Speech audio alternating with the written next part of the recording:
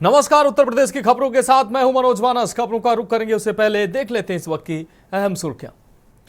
CM Yogi Adityanath का वाराणसी हवाई सर्वे के साथ ही क्रूज की सवारी बाबा विश्वनाथ की पूजा कर तमिल संगमम में हुए शामिल। महाकुंभ में पवित्र स्नान करने सपरिवार पहुंचे ओम बिरला। संगम में लगाई आस्था की डुबकी। बोले भारत के कोने कोने से लोग महाकुंभ में आए। यूपी सरकार पर अखिलेश का ट्रिपल M वाला अटैक। मनीष की गिरफ्तारी, मिल्कीपुर उपचुनाव और महाकुंभ अव्यवस्थाओं पर घेरा प्रेस कॉन्फ्रेंस कर किए चुनावी वार। बदायूं में अमिताभ बच्चन के दामाद निखिल नंदा समेत 9 लोगों के खिलाफ FIR दर्ज। आत्महत्या के लिए उकसाने का आरोप, कोर्ट के आदेश पर दर्ज हुआ मुकदमा। बाराबंकी के सूरतगंज में छेड़छाड़ की शिकायत करने वाली किशोरी की हत्या। घर के बरामदे में मिला 100 गले पर रस्सी के निशान। 9 लोगों पर हत्या का आरोप। और संभल में फर्जी बीमा पॉलिसी गिरोह का भंडाफोड़। पुलिस ने 6 आरोपियों को गिरफ्तार किया। बैंकों की 81 पासबुक, 16 चेकबुक, 35 डेबिट कार्ड, 25 आधार कार्ड बरामद। खबरों का सार। और अब खबरें विस्तार से। अहम खबर से बुलेटिन की शुरुआत करते हैं। राजधानी लखनऊ से अहम खबर, जहां यूपी के चीफ सेक्रेटरी विदेश दौरे पर गए हैं। IAS मनोज कुमार सिंह विदेश दौरे पर चले गए हैं। IAS मोनिका S गर्ग को उन्होंने अतिरिक्त जिम्मेदारी सौंपी है। ACS कृषि उत्पादन आयुक्त उत्तर प्रदेश हैं IAS मोनिका। तो ACS कृषि उत्पादन आयुक्त के पद पर तैनात हैं। आपको बता दें, मोनिका यूपी के चीफ सेक्रेटरी विदेश दौरे पर गए हैं। IAS मनोज कुमार सिंह यूपी के चीफ सेक्रेटरी हैं जो विदेश दौरे पर गए हुए हैं, और अपनी जगह उन्होंने कार्यभार IAS मोनिका S गर्ग को सौंपा है। अतिरिक्त जिम्मेदारी उन्होंने सौंपी है। ACS कृषि उत्पादन आयुक्त के पद पर तैनात हैं IAS मोनिका।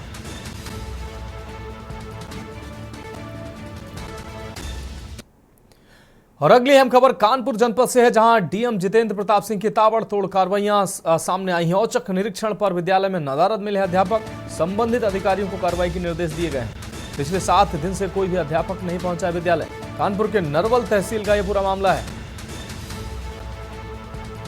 तो कानपुर के DM लगातार निरीक्षणों पर निरीक्षण कर रहे हैं। संबंधित अधिकारियों को आवश्यक दिशा निर्देश भी देते नजर आ रहे हैं। पिछले 7 दिन से कोई अध्यापक विद्यालय में नहीं पहुंचा, जिसके बाद अब DM ने सख्त कार्रवाई के निर्देश दिए हैं। संबंधित अधिकारियों को कार्रवाई के निर्देश DM के द्वारा दिए गए हैं।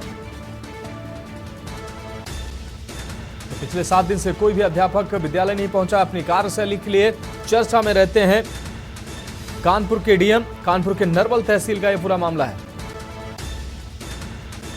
तो DM जितेंद्र प्रताप सिंह की ताबड़तोड़ कार्रवाई सामने आ रही है। कानपुर से अहम खबर आपको दिखा रहे हैं। अपनी विशेष कार्यशैली के लिए जाने जाते हैं DM कानपुर।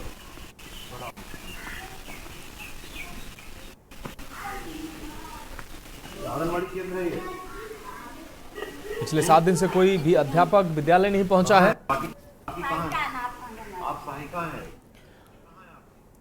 अगली अहम खबर का रुख करेंगे कानपुर से। अगली अहम खबर, जहां SN के समूह में चौथे दिन भी IT की छापेमारी जारी है। 40 करोड़ की ज्वेलरी व 100 करोड़ के टैक्स चोरी की जानकारी अब तक सामने आ चुकी है। नवीन कुरेले ने अपने नौकरों को बनाया करोड़पति। नौकरों के नाम पर किया करोड़ों का कारोबार। 106 बोगस कंपनियों, तमाम वित्तीय गड़बड़ियों के साक्ष्य मिले हैं। कानपुर, कन्नौज, दिल्ली, नोएडा, मुंबई में छापेमारी की गई। गोवा के साथ दक्षिण भारत में भी छापेमारी जारी है। कई शहरों में होटल खोलने पर समूह का था जोर।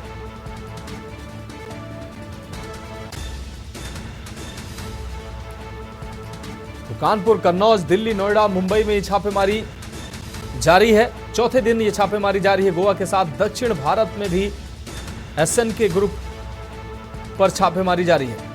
कई शहरों में होटल खोलने का समूह जोर दे रहा था। तो कानपुर से अहम खबर आपको दिखा रहा है। SN के समूह में IT की रेड का आज चौथा दिन है। चौथे दिन भी रेड जारी है। 40 करोड़ की ज्वेलरी, 100 करोड़ की टैक्स चोरी का यह मामला अब तक सामने आ चुका है। नवीन कुरेले ने अपने नौकरों को भी करोड़पति बनाया। कई बोगस कंपनियों के माध्यम से नौकरों के नाम पर करोड़ों को कारोबार किया। तो 106 बोगस कंपनियां समेत वित्तीय गड़बड़ियों के साक्ष्य IT विभाग को मिले हैं। तो कानपुर से अहम खबर, कानपुर, कन्नौज, दिल्ली, नोएडा, मुंबई सहित अन्य ठिकानों पर छापेमारी की गई है। गोवा के साथ दक्षिण भारत में भी छापेमारी जारी है। कई शहरों में होटल खोलने का विचार कर रहा था समूह।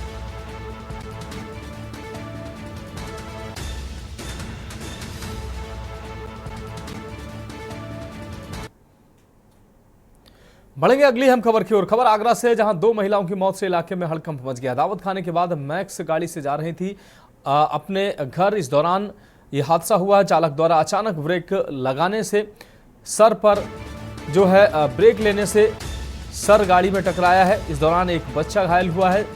चित्रहाट के पारना गांव का यह पूरा मामला है। तो चालक द्वारा अचानक ब्रेक लेने से सर जो है वो गाड़ी से टकराया और एक बच्चा भी इस दौरान घायल हुआ है। चित्रहाट के पारना गांव का यह पूरा मामला है।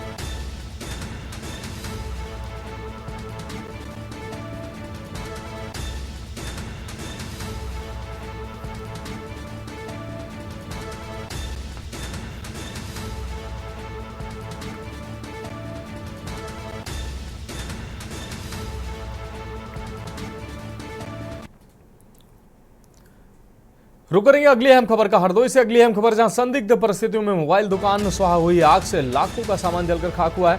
सूचना मिलते ही मौके पर पहुंची है पुलिस। संडीला के मुरार नगर इंडस्ट्रियल एरिया का यह पूरा मामला है।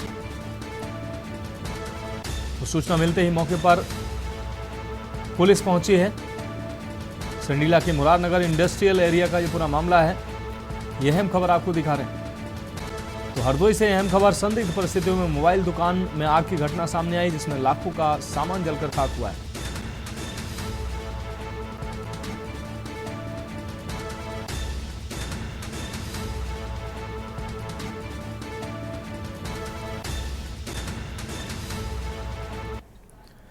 बढ़ेगी अगली अहम खबर की ओर। बरेली में मनाया गया संपूर्ण समाधान दिवस। आपको बता दें, डीएम की मौजूदगी में सदर तहसील में संपूर्ण समाधान दिवस मनाया गया। फरियादियों की डीएम रविंद्र कुमार ने फरियाद सुनी। डीएम रविंद्र कुमार के साथ सीएमओ डॉक्टर विश्राम सिंह मौजूद रहे। तो डीएम ने फरियादियों की फरियाद सुनी है। इस दौरान सीएमओ भी मौजूद रहे। फरियादियों की डीएम रविंद्र कुमार ने फरियाद सुनी है। डीएम रविंद्र कुमार के साथ सीएमओ डॉक्टर आपको बता दें विश्राम सिंह भी मौजूद रहे। बरेली में मनाया गया है संपूर्ण समाधान दिवस। डीएम की मौजूदगी में सदर तहसील में संपूर्ण समाधान दिवस आयोजित किया गया है। फरियादियों की डीएम रविंद्र कुमार ने सुनी है फरियाद। डीएम रविंद्र के साथ सीएमओ डॉक्टर विश्राम सिंह मौजूद रहे।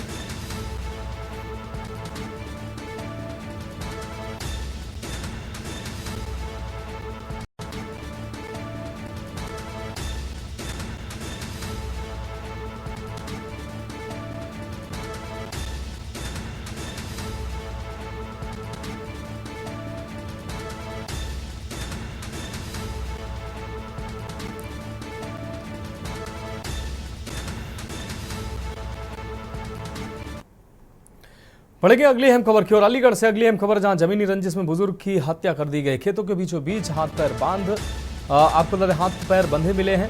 बुजुर्ग का 100 हाथ पैर बंधा मिला है। मृतक के बेटे ने परिवार के लोगों पर हत्या का आरोप लगाया है।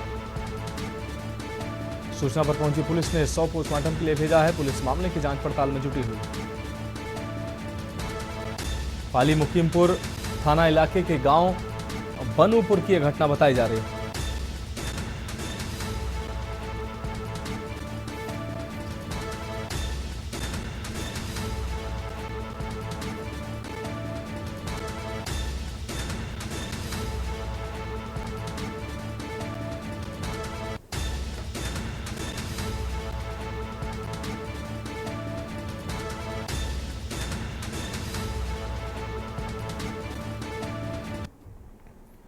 बढ़ेंगे अगली अहम खबर की ओर। खबर प्रयागराज से, जहां महाकुंभ के 34वें दिन वीकेंड के चलते एक बार फिर भीड़ उमड़ी हुई है। तो वहीं लोकसभा स्पीकर ओम बिरला भी संगम में स्नान करने पहुंचे। परिवार समेत प्रयागराज पहुंचे ओम बिरला ने संगम में आस्था की डुबकी लगाई। उन्होंने कहा कि महाकुंभ समाज के सभी वर्ग धर्म भाव का है।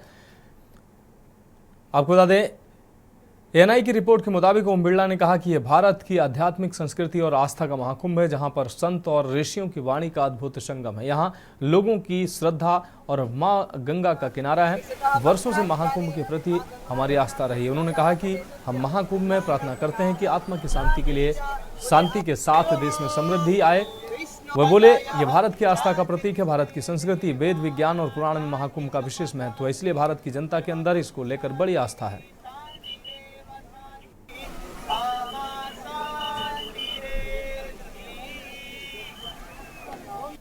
सर्वत्र यस्य विजय लाभादि प्राप्त्यर्थम अभयालक्ष्मी प्राप्त्यर्थम रामदर्शनाः चिरकालपर्यन्तं दर्शनार्थम धर्म अर्थ काम मोक्ष चतुर्पुरुषार्थ द्वारा विशेषतः मध्याह्नकाले। उत्तर प्रदेश के मुख्यमंत्री योगी आदित्यनाथ ने शनिवार को वाराणसी में काशी तमिल संगमम 3.0 का भव्य शुभारंभ किया है। उद्घाटन से पहले उन्होंने महाकुंभ के पलट प्रवाह को देखते हुए काशी में श्रद्धालुओं की भारी भीड़ का हवाई सर्वेक्षण किया। भीड़ की व्यवस्था और सुरक्षा प्रबंधों का जायजा लेने के बाद सीएम ने काशी विश्वनाथ धाम में पूजा अर्चना की। मुख्यमंत्री ने श्री काशी विश्वनाथ धाम दरबार में विधि विधान से अभिषेक कर महाकुंभ की सफलता का वरदान मांगा। उसके साथ सीएम के साथ मंत्री रविंद्र जायसवाल, पिंडारा विधायक अवधेश सिंह और दक्षिण विधायक नीलकंठ तिवारी भी मौजूद रहे। सीएम योगी गंगा द्वार से बाबा के दर्शन के लिए पहुंचे और श्रद्धा भाव से शीश नवाया। महाकुंभ के दौरान काशी में श्रद्धालुओं की भारी भीड़ के मद्देनजर मुख्यमंत्री ने हवाई सर्वेक्षण किया।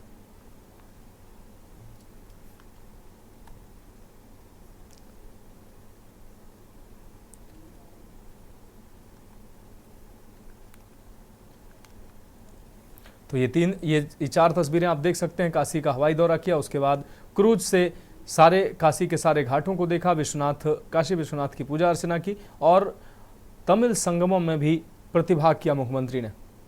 सीएम योगी ने काशी विश्वनाथ पहुंचकर वहां काशी विश्वनाथ के दर्शन किए, व्यवस्थाओं का हवाई सर्वेक्षण कर व्यवस्थाओं को देखा और अधिकारियों को उचित दिशा निर्देश दिए हैं। काशी विश्वनाथ के दर्शन पूजन भी किए मुख्यमंत्री ने। इसके साथ ही क्रूज पर बैठकर सभी घाटों का उन्होंने मुआयना किया और तमिल संगमम में भी प्रतिभाग किया।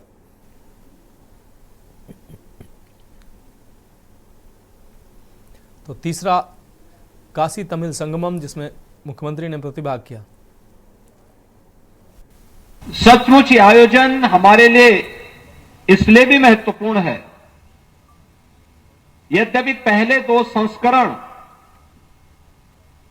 काशी तमिल संगम के पवित्र कार्तिक मास में आयोजित हुए थे, उसकी अपनी महत्व है।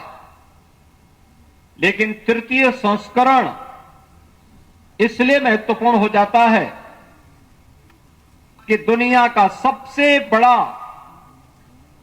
आध्यात्मिक और सांस्कृतिक आयोजन महाकुंभ प्रयागराज वर्तमान में प्रयागराज की धरती में चल रहा है और तमिलनाडु से आए हुए आप सभी बहनों और भाइयों को महाकाशी के साथ साथ प्रयागराज में और प्रयागराज के बाद 500 वर्षों का इंतजार समाप्त करके रामलला का अयोध्या में विराजमान हुआ है, अयोध्या की धरती पर भी दर्शन करने का सौभाग्य प्राप्त होगा।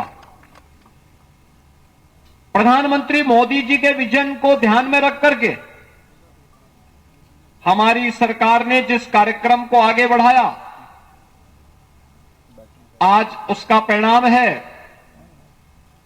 कि महाकुंभ प्रयागराज में लगभग 51 करोड़ श्रद्धालुओं ने मां गंगा, मां यमुना और मां सरस्वती की त्रिवेणी में आस्था की पावन डुबकी लगा करके भारत की आस्था को भारत की एकता के संदेश के साथ जोड़ने का काम किया है।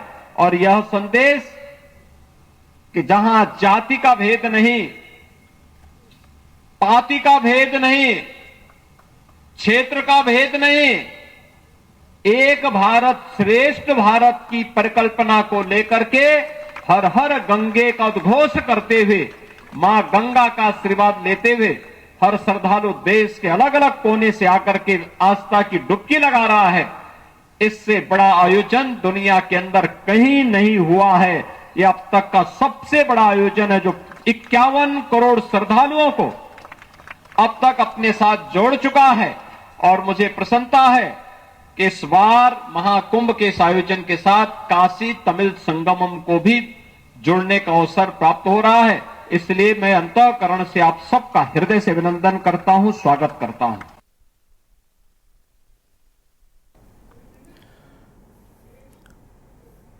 अगली खबर का रुख करेंगे। खबर लखनऊ से, जहां सपा प्रमुख अखिलेश यादव लखनऊ में प्रेस कॉन्फ्रेंस करते हुए सरकार पर हमलावर नजर आए। अखिलेश ने कहा कि बीजेपी के लोग आंकड़ों में झूठ बोलते हैं। महाकुंभ में करीब 60 करोड़ लोगों ने धार्मिक स्नान किया, लेकिन सरकार मिसमैनेजमेंट में न फंसे इसलिए आंकड़ा कम बता रही है। अखिलेश ने सरकार से महाकुंभ को और बढ़ावा देने की मांग की है, ताकि अन्य राज्यों से और खासकर प्रयागराज में रहने वाले लोग भी स्नान कर सकें। यूपी सरकार प्रयागराज में चल रहे महाकुंभ को लेकर एक तरफ चर्चा में है, तो वहीं दूसरी ओर विपक्षी दल इसमें मिसमैनेजमेंट की बात बोल रहे हैं।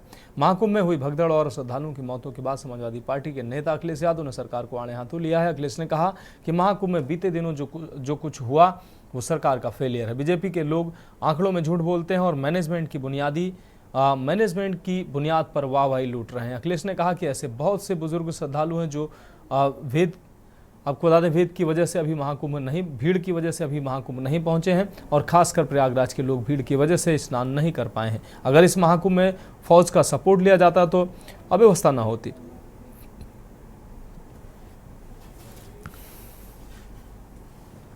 जो कुंभ का आयोजन होता था बहुत लंबा होता था। उस समय जहां दूर दूर से लोग, हर धर्म के लोग आकर के उस कुंभ में शामिल होते थे, स्नान करते थे और दान कर करके भी जाते थे।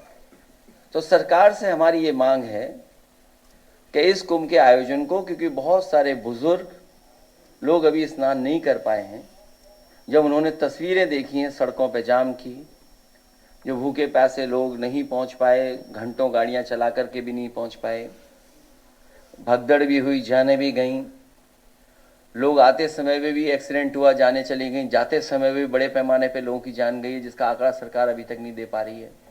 सरकार ने पहले ही कहा था कि हमने ड्रोन लगा करके, और ड्रोन से बहुत से कार्यक्रम भी किए थे, लेकिन ड्रोन का जहां इस्तेमाल होना चाहिए था ड्रोन का इस्तेमाल नहीं किया। डिजिटल कुंभ की बात कही, लेकिन डिजिट अभी तक सरकार नहीं बता पा रही है।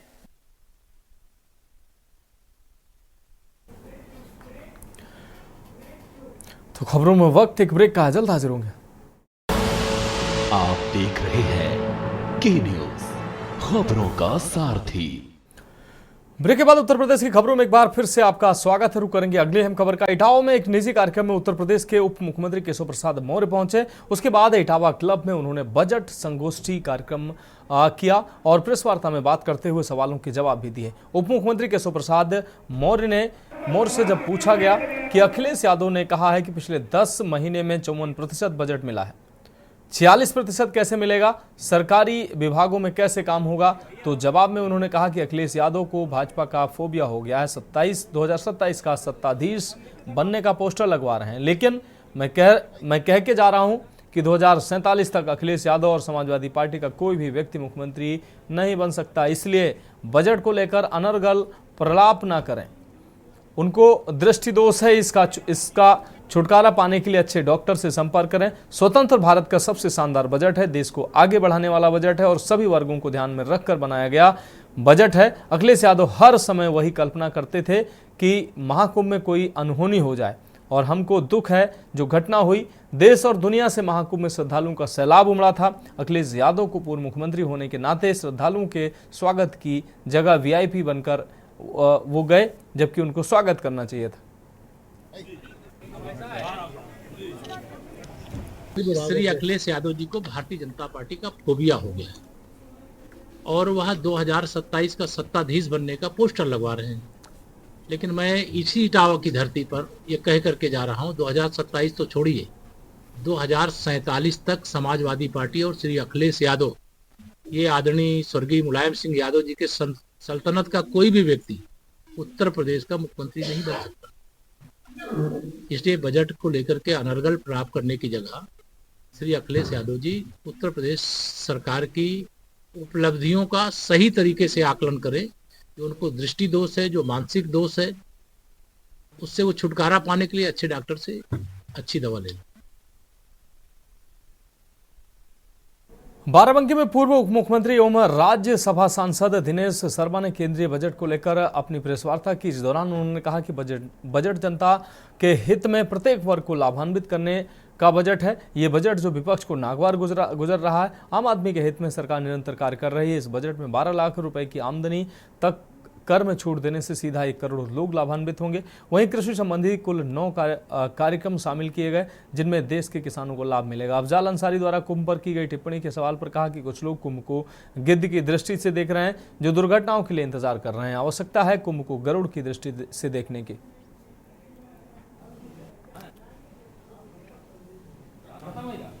प्रधानमंत्री के मार्गदर्शन में योगी जी के प्रयत्नों से जो हमारा ये बना है, एक मोनो रेल चली है, वो रीजनल ट्रेन चली है पश्चिमी उत्तर प्रदेश में, जो मेट्रो चली है, और जो सबसे बड़ा एशिया का हवाई अड्डा बनना जेवर का हवाई अड्डा है।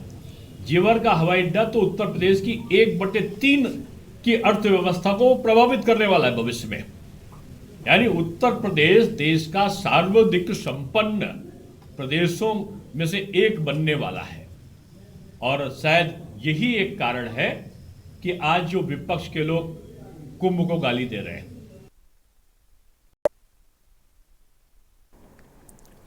रुक करेंगे अगली अहम खबर का। महाकुंभ में माघी पूर्णिमा के स्नान के बाद श्रद्धालुओं की जबरदस्त भीड़ अब धार्मिक नगरी काशी की तरफ रुख कर चुकी है। हालात यह है कि आज सुबह से ही वाराणसी में जबरदस्त भीड़ है। भीड़ को नियंत्रण में करना प्रशासन के लिए भी बड़ी चुनौती साबित हो रही है। आपको बता दें, विश्वनाथ मंदिर, दशाश्वमेध घाट, गोदोलिया, जंगमवाड़ी समेत काल भैरव मंदिर और अन्य रास्तों पर पूरी तरह से भीड़ ने अपना कब्जा कर रखा है। जबरदस्त भीड़ के बीच सबसे बड़ी बात यह है कि विश्वनाथ मंदिर और गंगा घाट पर स्नान करने के लिए लोगों की भीड़ थमने का नाम नहीं ले रही है। गोदोलिया चौराहे से लेकर अन्य जो भी रास्ते हैं मंदिर घाट की तरफ जाते पूरी तरह से जाम है। उनको मैनेज करने के लिए अलग अलग रास्तों से लोगों को डाइवर्ट किया जा रहा है। काशी में महाकुंभ की जो पलट प्रवाह है वो देखने को मिल रही है लगातार। जैसे कि मैं आपको बता दूं, इस समय मैं मौजूद हूँ काशी का ये मुख्य चौराहा जो गोदलिया चौराहा है, और मैं यहाँ से आपको तस्वीरों के माध्यम से दिखाना चाहूँगा कि किस कदर जो है वाराणसी में जो भीड़ की जो संख्या है, लगातार जो श्रद्धालु है दूर दूर से वो लगातार यहाँ पहुँच रहे हैं। और ये गोदलिया चौराहा जो मैं मार्ग दिखा रहा हूँ तस्वीरों में आप देख रहे हैं, ये बाबा विश्वनाथ को जाती है। दूसरी ओर जो ये आपको दूसरी तरफ दिखाना चाहूँगा जो रेलवे स्टेशन और बस स्टेशन की तरफ जाता है, खचाखच ये रोड जो है, ये सड़क जो है आप देख सकते हैं श्रद्धालु से एकदम भरा पड़ा है। और साथ ही साथ जो प्रशासन के लोग हैं वो भीड़ को नियंत्रित करने में अपनी पूरी मशक्कत कर रहे हैं। और लगातार जो है यहाँ पे अधिकारी जो है एडीसीपी, डीसीपी, वाराणसी जिला अधिकारी, सभी जो अधिकारी मौके पे पहुंचकर भीड़ को किस तरह से नियंत्रण किया जाए इसका दिशा निर्देश भी साथ ही साथ दे रहे हैं। काशी विश्वनाथ में जो दर्शन के लिए लोग जो है भावुक है, एक कदम कतार में आगे बढ़ रहे कि बाबा का एक झलक पाने को बेतावर, और साथ ही साथ जो गंगा स्नान के बाद सीधे काशी विश्वनाथ जा रहे दर्शन कर रहे हैं। तो उसके साथ ही जैसे कि आपको बताना चाहूँगा कि जो शिवरात्रि का जो त्यौहार पड़ने वाला है वो खास होगा, क्योंकि वहीं पे सभी अखाड़े की जो पेशवाई होती है, शोभा यात्रा होती है, वो निकाली जाएगी। और साथ ही साथ जो इतनी बड़ी जो संख्या में श्रद्धालु वाराणसी महानगर जो शिव की नगरी कही जाती है, शिव बारात निकलती है, जो सभी यहाँ पे परंपरा है, सनातन धर्म की जो परंपरा निर्वाहन करते हुए सभी सनातनी यहाँ पे पहुँचे हुए हैं। और भीड़ जो है लगातार बढ़ती जा रही है। देखने वाली बात होगी कि शिवरात्रि तक ये आंकड़ा कहाँ तक पहुँचता है। वाराणसी से विक्की डे, के न्यूज़ इंडिया।